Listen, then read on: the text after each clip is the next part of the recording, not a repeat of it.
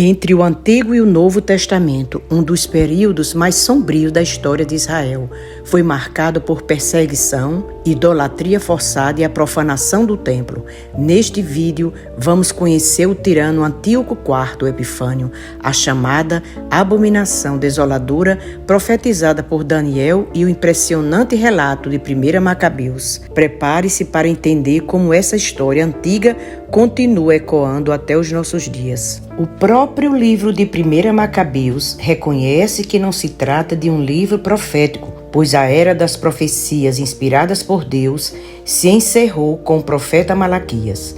Embora seja considerado um livro não canônico, nas tradições judaica e protestante é de grande valor histórico, pois narra acontecimentos importantes da resistência do povo judeu. Veja o que declara 1 Macabeus 9:27. Desde o tempo em que deixaram de aparecer profetas em Israel, nunca houve uma tribulação como esta. Relato do primeiro livro dos Macabeus, capítulo 1, versículos de 1 a 10, da Bíblia, edição pastoral Paulus. O macedônio Alexandre Magno formou um grande império, que foi disputado e dividido entre seus oficiais após sua morte prematura. A Palestina ficou disputada entre Ptolomeu, rei do Egito, e Seleuco, rei da Síria.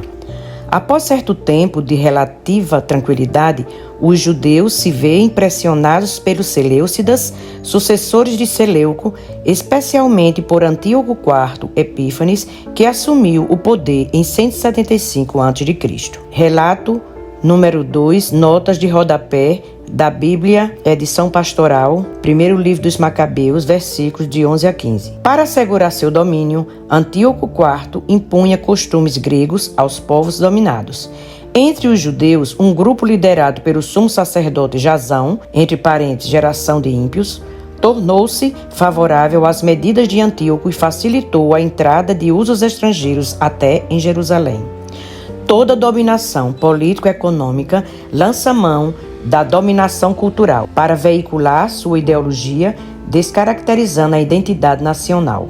Para isso, conta sempre com grupos nativos que se tornam porta-vozes do dominador em troca de privilégios. Referência a 16 a 40 do primeiro livro de Macabeus, capítulo 1. Antíoco IV conquista o Egito para formar um grande império junto com a Síria. Situada a meio caminho, Jerusalém era importante ponto estratégico, por isso Antíoco a toma e a transforma em fortaleza. É grande ingenuidade pensar que o dominador possa ir contra seus próprios interesses para beneficiar os dominados.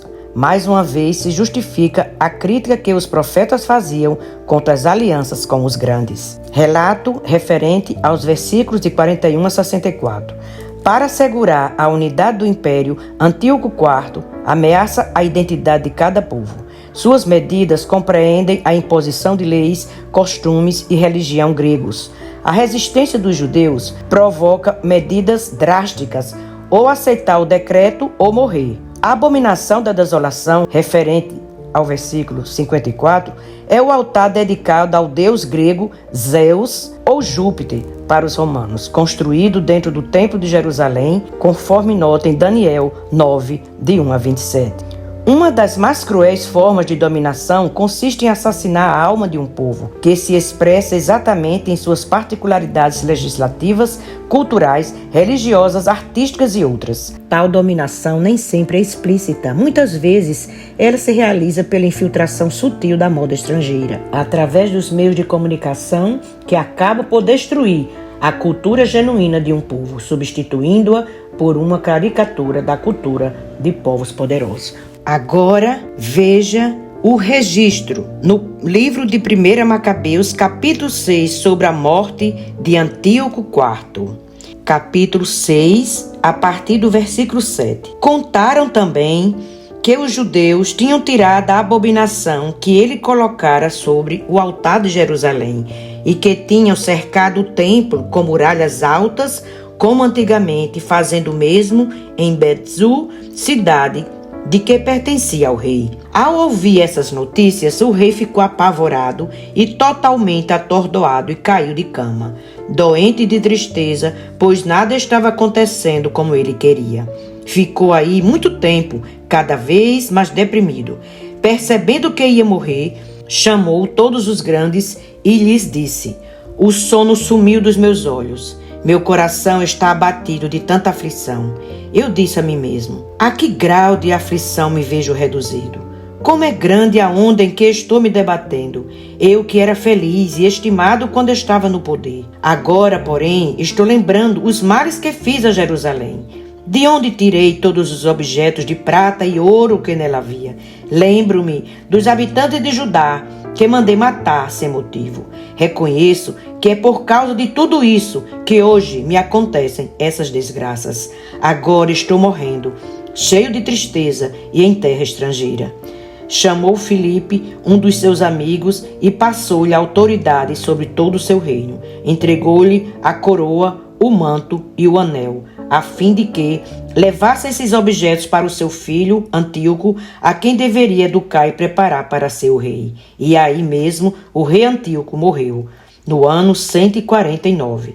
Logo que soube da morte do rei, Lísias proclamou como novo rei o filho Antíoco, a quem o mesmo Lísias tinha educado desde criança e lhe deu o nome de Eupator. Antíoco IV, que se exaltou como divindade e tentou apagar a fé de um povo, morreu longe do trono, consumido pela dor, pela vergonha e por uma enfermidade terrível. Seu fim trágico é um lembrete de que nenhum império, por mais poderoso que pareça, pode desafiar o Deus de Israel e prevalecer. A história se calou, mas Deus nunca deixou de agir.